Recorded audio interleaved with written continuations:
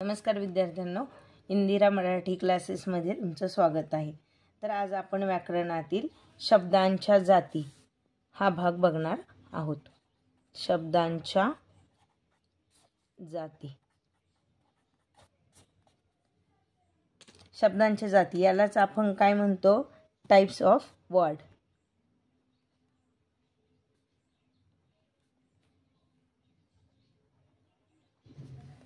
मग शब्दांच्या जाती म्हणजे काय? तर आपण दैनंदिन जीवनात अनेक प्रकारची वाक्य बोलत असतो, तसेच आपण अनेक वाक्य लिहित असतो। या वाक्यात वेगवेगळे शब्द एकत्र आलेले असतात। मग वाक्यात आलेले प्रत्येक शब्दाचा वेगळा उपयोग व कारण असते। शब्दाच्या कार्यावरूनच त्यांना आपण वेगवेगळे नाव देत असतो। यालाच आपण शब्दभेद किंवा शब्दांच्या जाती असे म्हणत असतो। मग ह्या शब्दांच्या जाती किती आहेत? तर ह्या शब्दांच्या जाती एकूण 8 आहेत। आधी आपण काय करूयात? शब्दांच्या जाती याचा आपण व्याख्या बघूयात। मग शब्दांच्या जाती आपण कशाला म्हणतो? तर आपण दैनंदिन जीवनात अनेक प्रकारचे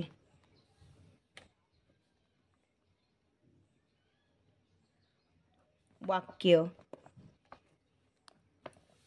बोलत व लिहित असतो।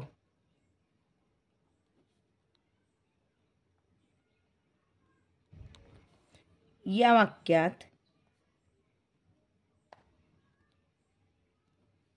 वेगवेगळे शब्द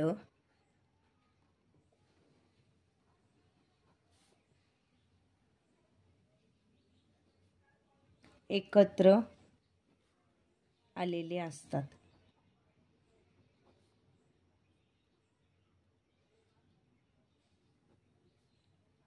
वाक्यात आलेल्या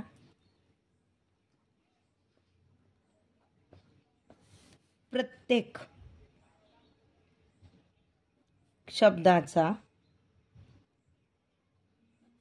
वेगळा उपयोग व कारण असते। शब्दाच्या कार्यावरूनच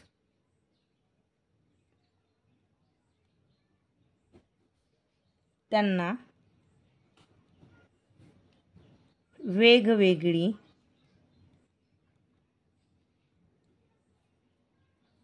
नावे देण्यात आली आहेत।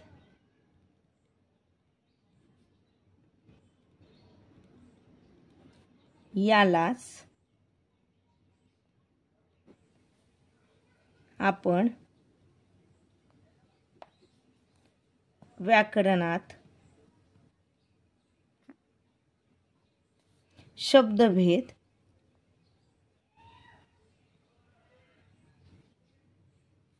किंवा शब्दांच्या जाती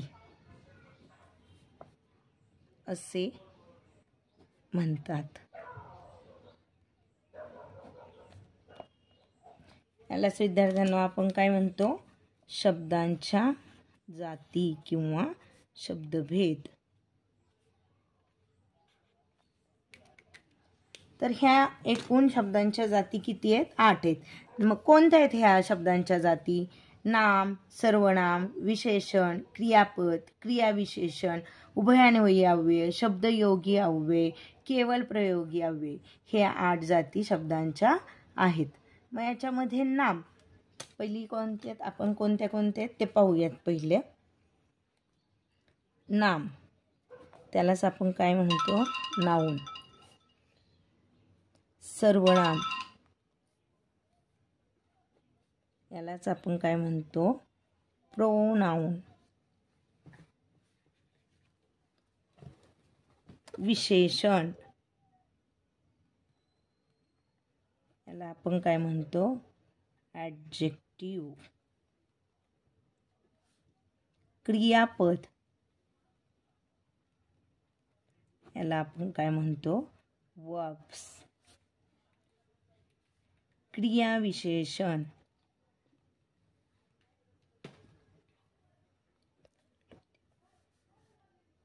याला आपण काय म्हणतो? ॲडवर्ब. उभयान्वयी अव्यय, याला आपण काय म्हणतो? कंजंक्शन.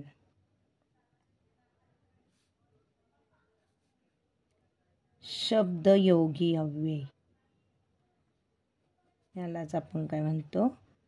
प्रिपोजिशन्स.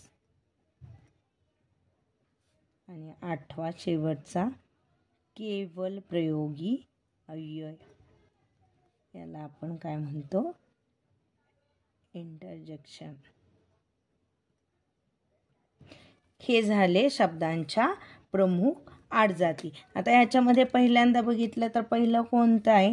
तर नाम. पहिला कोणता आहे? नाम. मग नामाचे मुख्य 3 प्रकार पडत आहेत. मग कोणते आहेत नामाचे 3 प्रकार?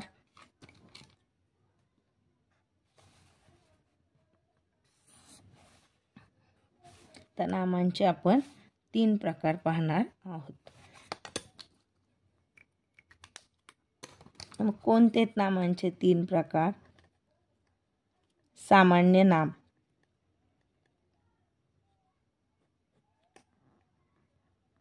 दुसरा कोणता आहे?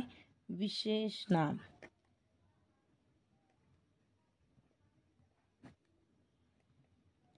आणि तिसरा कोणता आहे?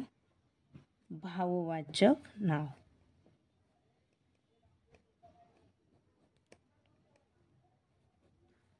हे नामाचे 3 प्रकार आहेत. आता आपण शब्दांच्या जातींमधला पहिला प्रकार बघतोय विद्यार्थ्यांनो, नाम. मग नामांचे 3 प्रकार आहेत: सामान्य नाम, विशेष नाम आणि भाववाचक नाम. मग सामान्य नाम म्हणजे काय? पहिल्यांदा आपण बघूयात सामान्य नाम.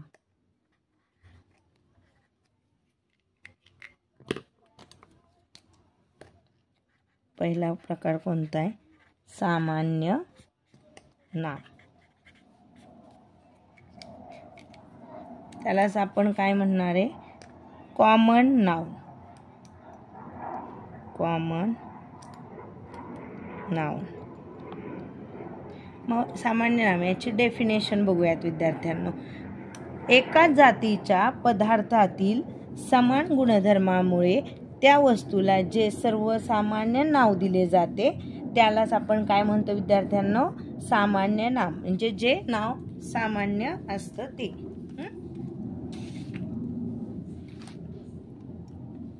मग आपण सामान्य नामची व्याख्या बघूयात.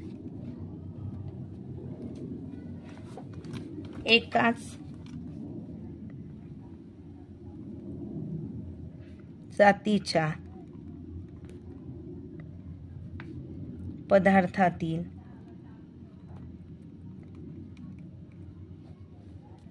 समान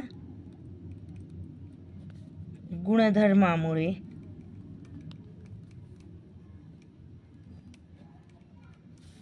त्या वस्तूला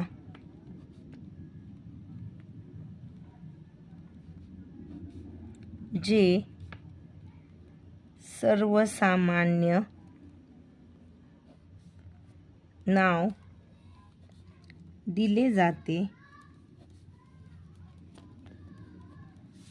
त्यालाच व्याकरणात सामान्य नाम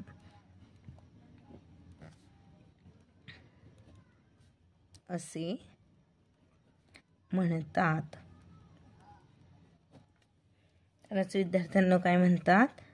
सामान्य नाम. आता उदाहरणार्थ काय आहेत त्याचे सामान्य नामचे? उदाहरणार्थ गाव. गाव हे काय आहे? सामान्य नाम आहे. मुलगा, घर, फुले ही काय आहेत? सगळी सामान्य नामची उदाहरणे आहेत. पुस्तक हे काय आहेत सर्व विद्यार्थ्यांना सामान्य नामची उदाहरणे आहेत. आता त्याचप्रमाणे आपण दुसरा बघूयात. दुसरं काय आहे? विशेष नाम. विशेष नाम त्यालाच आपण काय म्हणतोय? प्रॉपर नाव.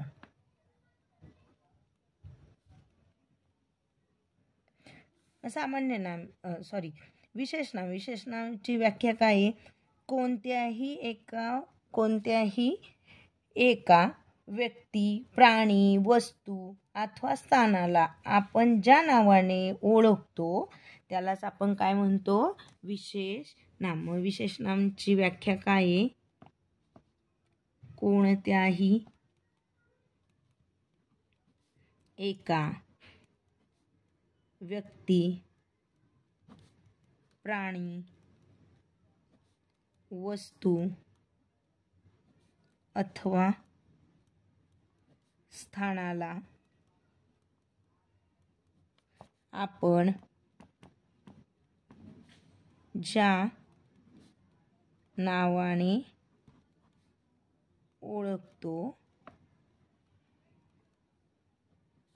त्या नावाला व्याकरणात विशेष नाम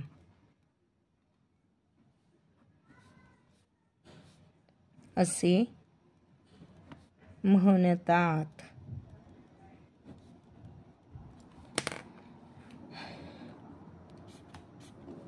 कोणत्याही एका व्यक्ती, प्राणी, वस्तू अथवा स्थानाला आपण ज्या नावाने ओळखतो त्या नावाला व्याकरणात विशेष नाम असे म्हणतात. म्हणजे एखादं उदाहरण दिलेलं असतं तेव्हा त्याला काहीतरी नाव असतात. आपलं फॉर एक्झाम्पल नाव रीमा, सीमा हे जे नाव आहेत त्याला काय म्हटलं जातं? विशेष नाम.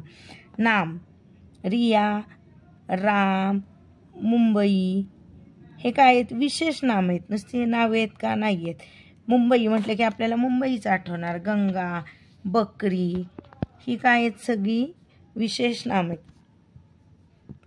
पूजा इकडे ये म्हटलं की पूजा नावाचीच मुलगी या ठिकाणी जाणार आहे. म्हणजे पूर्ण समूहामधून कोणाला बोलवलं असणार आहे तिथं? पूजा. म्हणजेच इथं काय झाले? विशेष नाम. आता नामातला तिसरा प्रकार आहे विद्यार्थ्यांनो भाववाचक नाव. भाववाचक नाम यालाच आपण काय म्हणणार आहे? Abstract noun. मग भाववाचक नाम म्हणजे काय? ज्या नावाने प्राणी किंवा वस्तू त्यांच्यामध्ये असलेला गुण, दोष अथवा भाव यांचा बोध होतो किंवा आपण मनाने किंवा कल्पनेने त्या भावभावनांना अनुभवू शकतो अशा नामांना व्याकरणात भाववाचक नाम असे म्हणतात. म्हणजे आपले भाव व्यक्त केले जातात विद्यार्थ्यांना, त्याला काय म्हटलं जातं? भाववाचक नाम. आपण व्याख्या बघूयात भाववाचक नामची. ज्या नामाने प्राणी किंवा वस्तू यांच्यामध्ये असलेला गुण, दोष अथवा भाव यांचा बोध होतो किंवा आपण मनाने किंवा कल्पनेने त्या भावभावना अनुभवू शकतो अशा नामांना व्याकरणात भाववाचक नाम असे म्हणतात. त्यांना काय म्हणतो आपण व्याकरणात? भाववाचक नाम. ज्यामध्ये भाव असतात त्याला काय म्हटलं जातं विद्यार्थ्यांना? भाववाचक नाम. उदाहरणार्थ आनंद, भाव प्रकट केले जातात. सुगंध, सुख, अपमान इत्यादी. लक्षात घ्या विद्यार्थ्यांनो, आज आपण व्याकरणातील बघितलेलं नाम. पहिलं काय बघितलेलं आहे? नाम. नाममध्ये आपण प्रमुख 3 प्रकार बघितले: सामान्य नाम, विशेष नाम आणि भाववाचक नाम. मग त्याचे आपण काय बघितलेत? व्याकरण डेफिनेशन पाहिलेले आहेत. मग तुम्हाला ह्याच्यावरती मी व्याकरण स्वाध्याय देते. खालील वाक्यातील नाम ओळखायचे.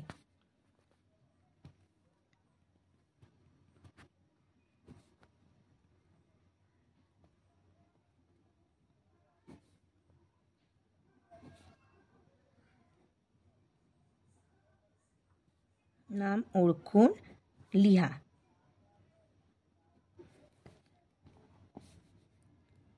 सरिता व फरीदा चांगल्या मैत्रिणी आहेत. आता याच्यामध्ये सरिता आणि फरीदा हे काय झाले? नाम आलेले. अशा प्रकारे तुम्ही उत्तरं लिहायची आहेत. पंकजने परीक्षेत पहिला नंबर मिळवला. आजोबांनी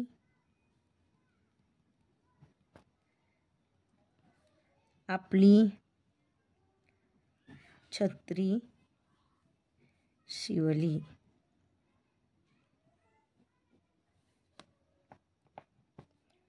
पूनम शाळेत जाते. आंबा गोड आहे. याच्यामधले विद्यार्थ्यांना नाम ओळखून लिहायचे आहेत. आजचा आपण अभ्यास एवढा केलेला आहे. उद्या शब्दांच्या जातींमधील सर्वनाम हे आपण उद्याच्या भागामध्ये पाहणार आहोत. तर विद्यार्थ्यांना व्हिडिओ आवडला असल्यास लाईक करा, शेअर करा, सबस्क्राईब करा. धन्यवाद.